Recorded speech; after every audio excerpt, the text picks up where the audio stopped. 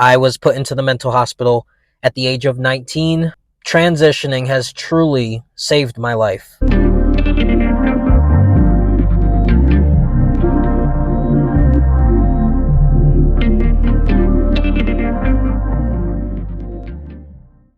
What's up, you guys? Welcome back to another video. So today I wanted to talk about something a little more serious.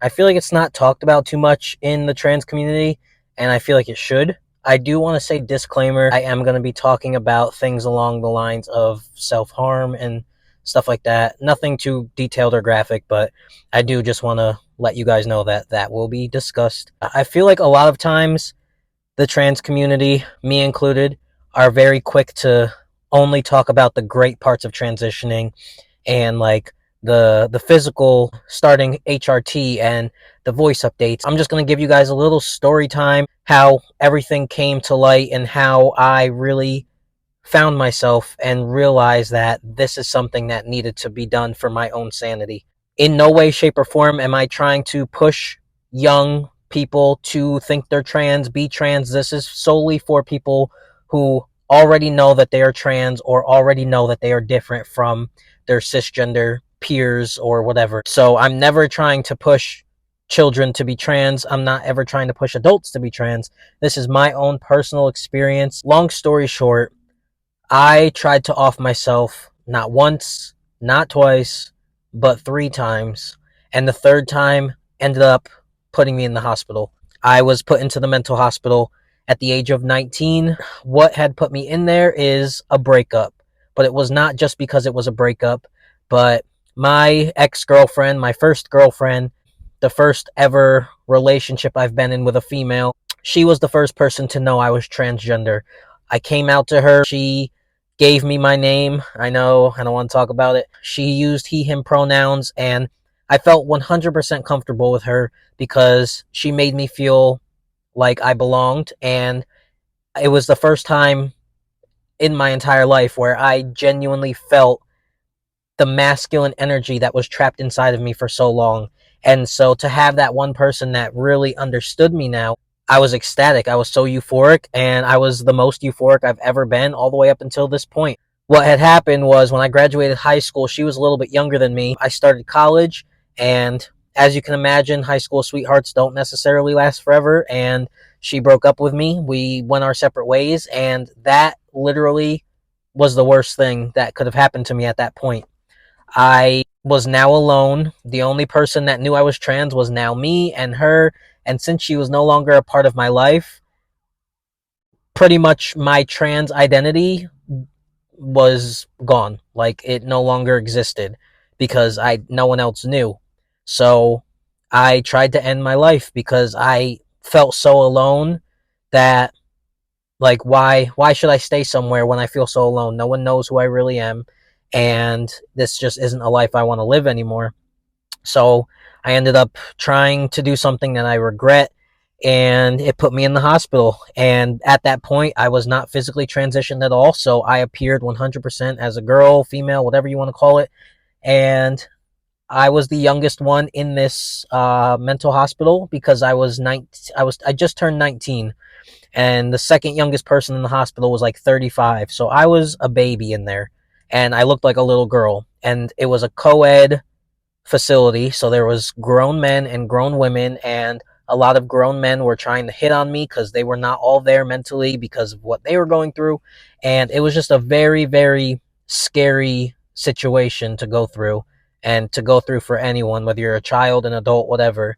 So it was a huge reality check, and I just realized that, okay, when I get out of the hospital, I got out of the hospital the day before Thanksgiving because I begged and begged them to let me out. I did not want to be in there during Thanksgiving. So, I mean, I kind of lied to them a little bit. I said I was good. Mentally, I was not good, but I didn't want to be there for Thanksgiving. So I was like, listen, I'm good.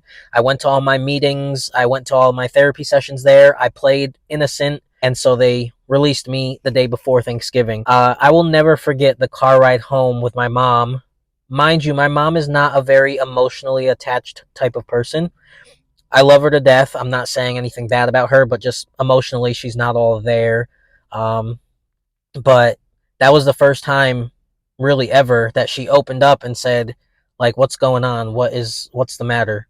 And I pretty much said, Mom, I want to be a boy. Wrong words to use, but it's the only way I knew how to explain myself. But I said, Mom, I want to be a boy. And she said, Sorry, but that can't happen. that literally broke me. Broke me more than the breakup broke me, because this is the person that loves me, the person that gave me life, and she pretty much just shattered my dreams and told me, like, sorry, but that's not what you are. You can't ever be that. And it wasn't her being disrespectful. It was all she knew. Mind you, this was back in 2013, so being trans and stuff was not a big topic, and she knew nothing about it. So she just said what she knew. I couldn't be a boy because I'm a girl. And yeah, again, at that point, it was a breaking point again. And I just recently got released out of the mental hospital for trying to off myself. So at this point, I was like, all right, well, we're back to square one. The only option is to do what I did before, which obviously no one should do, or do a complete 360 and live the life that I feel I need to live. Mind you, again, I was an adult at this point, so I could do whatever I wanted. And so I didn't want to end my life anymore.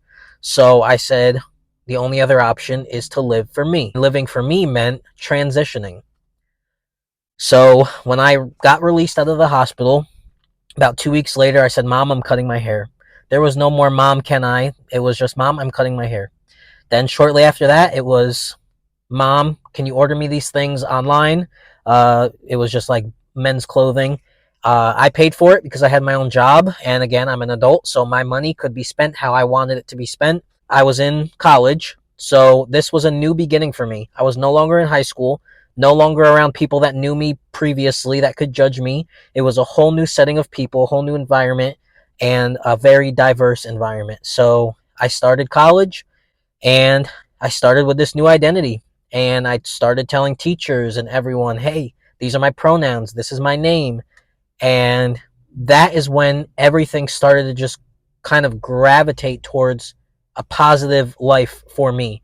It went from being such a dark, dark world to all of a sudden, like, sounds cliche, but just rainbows and butterflies. Like, life started to make sense. And that was what made everything progress with HRT, top surgery. Top surgery was my endpoint because for me, I don't need bottom surgery. I am so content with my bottom half, and it took time, mind you, but I am so content now that I was good to stop at top surgery. And all of these things just led and progressed into just such a positive life for me. I have a family now. I consider myself a father now. I consider myself a boyfriend. Like, life just makes sense. And I guess where I'm getting at with this is transitioning has truly saved my life. I wanted to share that because there are a lot of young people who come to me and say, Kyle, I'm trans, and like, I'm never going to be able to live my truth. My family doesn't accept it.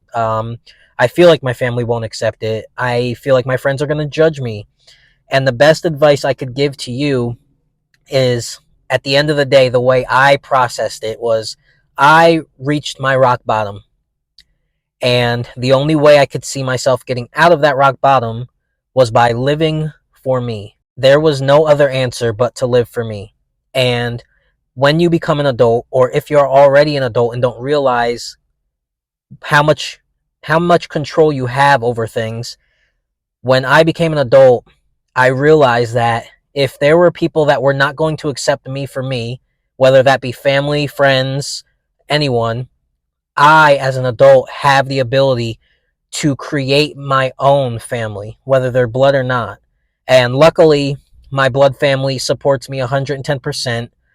They were never against it. It just took them time to be educated and learn to pretty much say things correctly.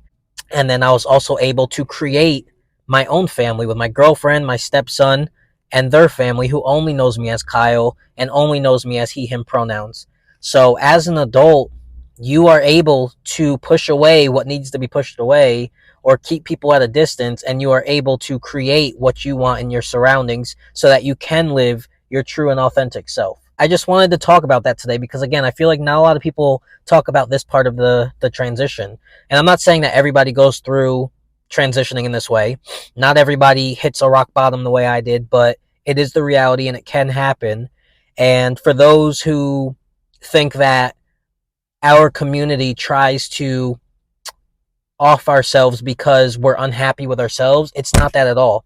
We are happy with ourselves, but society does not allow us to be happy with ourselves, and it takes us living for ourselves to take ourselves out of a dark place, like me, for instance.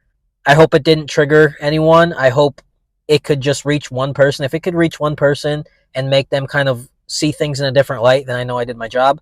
If you made it this far in the video, write in the comments, live for you. I hope you guys did enjoy this video. As always, stay true, be you. Bye, guys.